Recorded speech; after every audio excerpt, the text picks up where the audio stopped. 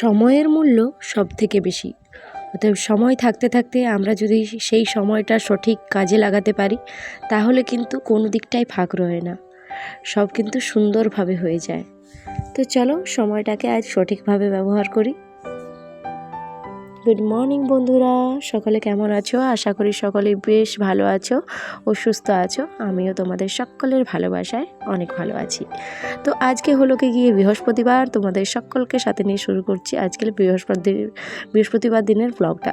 তো তোমরা সকলেই সাথে থেকো, পাশে থেকো, আর ব্লগটা প্রথম থেকে শেষ পর্যন্ত দেখতে থাকো।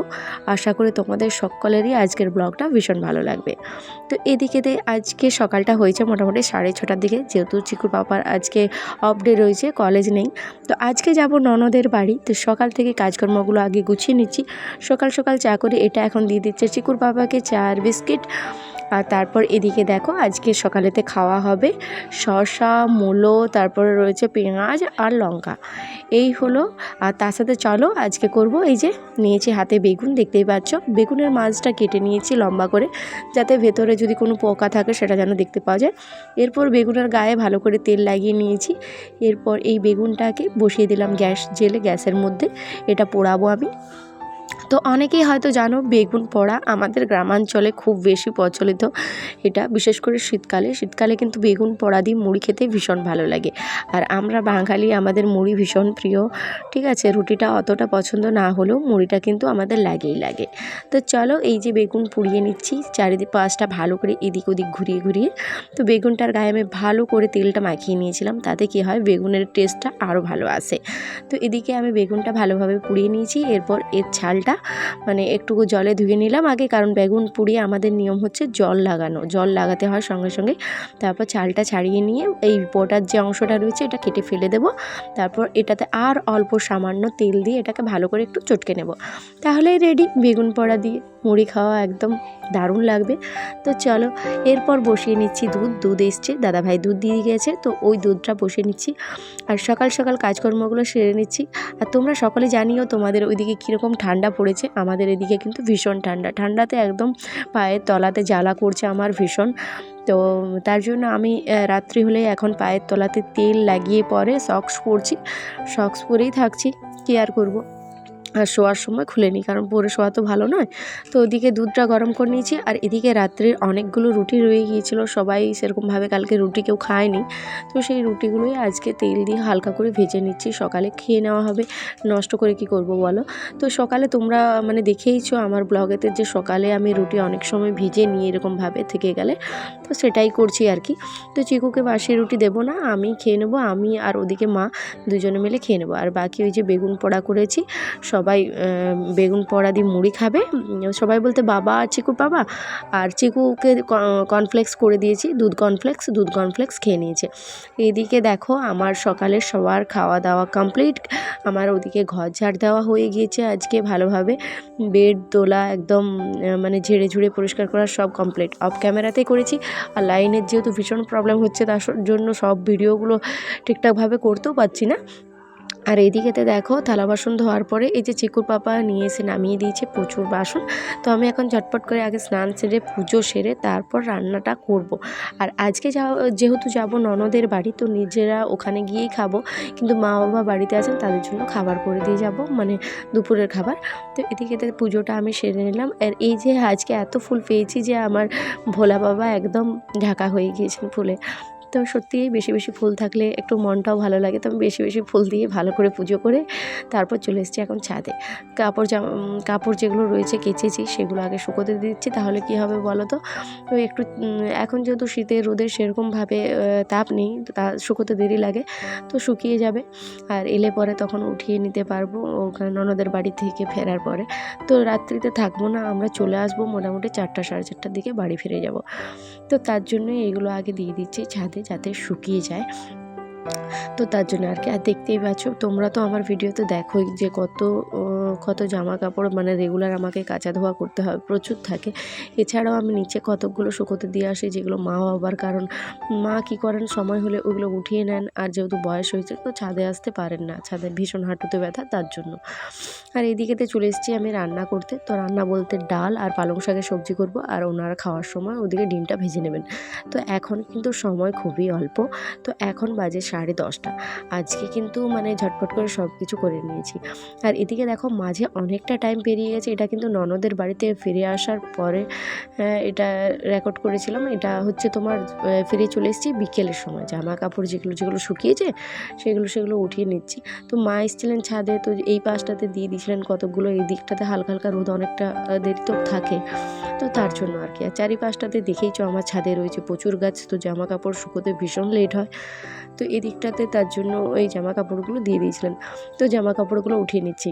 আর আজকে তোমাদেরকে বলি যে ননদের বাড়ি গিয়েছিলাম বলতে, আমার নন্দাইয়ের শরীরটা ভালো নেই, মানে অ্যাক্সিডেন্ট হয়েছিল কয়েক মাস আগে, ওটারও একটা ঘটনা রয়েছে খুব খারাপ, বলবো তোমাদেরকে। তো ডান হাতটা অনেকটাই অসুবিধে আছে এখনও পর্যন্ত, যে কারণে দেখতে গিয়েছিলাম। চেন্নাই নিয়ে যাওয়া হবে, তার আগে ভাবলাম দেখে আসি।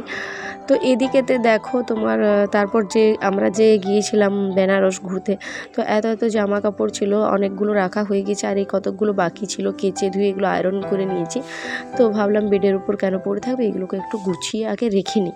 তো এই দেখো মোটামুটি আমার সব জামা কাপড় দেখতেই পাচ্ছ, একদম সব আয়রন করে রেডি করে আগে এগুলো ভরে নিচ্ছি। আর রাত্রিতে মানে এসে পরে আমার অনেক কাজই হয়েছে, রান্নাও করেছি, রুটি করেছি, চানা সবজি করেছি, চলো তোমাদেরকে দেখাবো ভিডিওর সামনেতে গিয়ে পরে। আর এই যে ফাঁকা সময়টা রয়েছে, এখন ধরো আমার সন্ধ্যের টিউশনও আজকে নেই, আর তাড়াতাড়ি খাবারও হয়ে গিয়েছে। তো আমি মোটামুটি এখন বাজছে ওই 8টা, তো যদি আমি এই সময়টাতে নিজের কয়েকটা বাড়তি কাজ করে রাখতে পারি সময় মতো, তো সময়ের ঠিক ব্যবহার করে, তাহলে কি হয় বলো তো, কোনো কাজই কিন্তু পড়ে থাকে না। যেরকম ধরো এই যে বেনারস গিয়েছিলাম ট্যুরে, এত কিছু পড়ে রয়েছে, এগুলো আয়রন করে রেখেছি, কিন্তু সময়ের অভাবের জন্য এগুলো রাখা হচ্ছিল না, সেগুলো একটু সুন্দরভাবে গুছিয়ে রেখে নিলাম। তো সময়ের যদি আমরা সঠিক ব্যবহার করতে পারি, দেখো কাজের কোনো নির্দিষ্ট সময় হয় না, ঠিক আছে, সময়টাকে কি আমাদেরকে বের করে সেটাকে ঠিকঠাকভাবে কাজে লাগাতে হয়। তো সেই রকম যেমন আমার এই যা কাজ পড়ে থাকে, বাড়তি যেসব কাজ পড়ে থাকে, সেগুলো কিন্তু আমি এরকমভাবেই কাজে লাগাই। তো এখন কি করছি, এই কাপড় যেগুলো ছিল এগুলো আমি কিন্তু বসে বসে আয়রন করেছিলাম, এইগুলোও রেখে নিচ্ছি এখন এই সময়টাতে। আলনা হোক কিংবা আলমারি, এইসব গোছাগুছির কাজটা আমি কিন্তু রাত্রিতেই বেশি করি, তাহলে আমার কিন্তু কাজের অনেকটাই সুবিধে হয়। এছাড়াও ড্রেসিং টেবিলের সামনে বসে বসে আমি অনেক সময় ড্রেসিং টেবিলটাও গুছিয়ে নিই। এছাড়াও স্টাডি টেবিল, রান্নাঘরের সেলফ, এগুলোও কিন্তু আমি সন্ধ্যের সময় গোছাগুছিটা করে নিই, যাতে আমার সকালটা অনেক ফ্রেশ হয়, সকালেতে অত চাপ না পড়ে, মানে সেই সব টুকটাক কাজগুলো কিন্তু আমি রাত্রিতেই করে রাখি। আর এই যে ধরো সকালেতেই বাবা জল আনতে যান, তাহলে যদি আমি এই জলের জারকিনগুলো যেগুলো রয়, মানে আমরা এগুলো জারকিনই বলি জলের, তো এইগুলো যদি আমি খালি করে রাখি, তখন আমার সকালেতে অত চাপ পড়ে না, সকাল সকাল জল নিয়ে ঘাটাঘাটি করতে হয় না। তো এইগুলোই আমি ঢেলে নিচ্ছি, আর খালি বোতলগুলোও ভরে নিচ্ছি।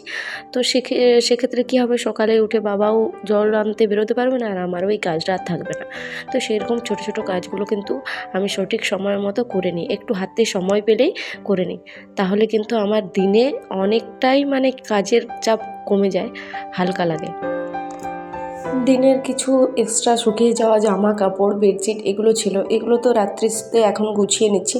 আর দেখবে এগুলো ছড়িয়ে ছিটিয়ে রাখলে কিন্তু সেটাও দেখতে ভীষণ খারাপ লাগে, বিশেষ করে আমাদের জামা কাপড় যদি চারিদিকে একটু হলেও যদি ছড়িয়ে থাকে, সেটাতেই ভীষণ কিন্তু অপরিষ্কার লাগে। অতএব কাপড় জামা তো সব সময় পরিষ্কার রাখাই দরকার, আর বাড়িঘর যত সুন্দর রাখবে তত দেখবে মনটাও ভালো লাগে, আর নিজের কাজ করার আলাদাই একটা এনার্জি আসে। তো সেই জন্যই আর কি আমি সবসময় চেষ্টা করি হাতের সামনে গুছিয়ে রাখার। আমাদের চিকুর পাপা তো আমাকে বকতে থাকে, একবার করে বলবে, তুমি কখন এটা করছো ওটা করছো, তোমাকে বসতেই দেখতে পাই না, বলে ওটার মধ্যেই আনন্দ আছে। আনন্দটা কীরকম, আমি যখন চারিপাশটা আমার পরিষ্কার দেখি, তো সেটাই আমার মনের মধ্যে একটা আনন্দ আসে, মানে খুশি খুশি লাগে ভীষণ, নিজের প্রতি একটা ফ্রেশনেস আসে, তো আর কি চাই বলো। তো ওটাই আমি বোঝাতে থাকি বাড়ির সকলকে। আর এদিকে তোমাদেরকে বললাম না যে রান্নাটা যেহেতু দেখাতে পারেন তো দেখিয়ে দিলাম। সবজিটা এখন একটু গরম করছি খাবো বলে। তো এইদিকে দেখো কাবলি চানার সবজি আর রুটি করেছি, তার সাথে মিষ্টি রয়েছে। এই হলো রাত্রির খাবার। তো এসে পরে আজকে খাবারটা তোমাদের সাথে করাটা দেখাতে পারিনি, অন্যদিন দেখাই, তো তার জন্য দেখিয়ে দিলাম। আর এদিকে চিকুর বাবা চিকুকে পড়তে বসিয়েছিল, তো ওর ব্যাগপত্র যা কিছু পড়ে রয়েছে এগুলো একটু গুটিয়ে রেখে দিচ্ছি। আর এখন আমাদের খাওয়া দাওয়া কমপ্লিট, তারপরেই বসেছি এগুলো আমি গোছাতে, কারণ এইগুলো ফেলে রাখলেও ভীষণ খারাপ লাগে আমার। ওর আর ও তো ধরো গুছিয়ে রাখতে পারবে না, ওর অতটা এখনও ঠিকঠাক হয়নি, ও নিজের জিনিসপত্র খুব কমই গোছায়, তো আমাকেই গোছাতে হয়। তার জন্য এই বেডটাও একটু পরিষ্কার করে নিচ্ছি ভালো করে, ওগুলো গুটিয়ে পরে, তাহলে সকালে আমাকে আর এটা করতে হলো না। আর এদিকে চিকুকে হরলিক্সটা দিয়ে দিচ্ছি, রাত্রিতেও হরলিক্স খাবে এখন, তো দুধ হরলিক্স দিচ্ছি ওকে। তো চলো এরপর ভিডিওটা এখানে শেষ করছি। আশা করি তোমাদের ভিডিওটা ভালো লেগেছে। তো অবশ্যই যদি ভিডিওটা ভালো লেগে থাকে লাইক শেয়ার ও সাবস্ক্রাইব করে দিও চ্যানেলটিকে যদি নতুন হয়ে থাকো, আর আমাকে কমেন্ট করে অবশ্যই জানিও যে তোমাদের কেমন লেগেছে। তো চলো সকলে ভালো থেকো, সুস্থ থেকো। এই শীতের মধ্যে নিজেদের খেয়াল রেখো, শরীরের যত্ন নিও, স্কিনের।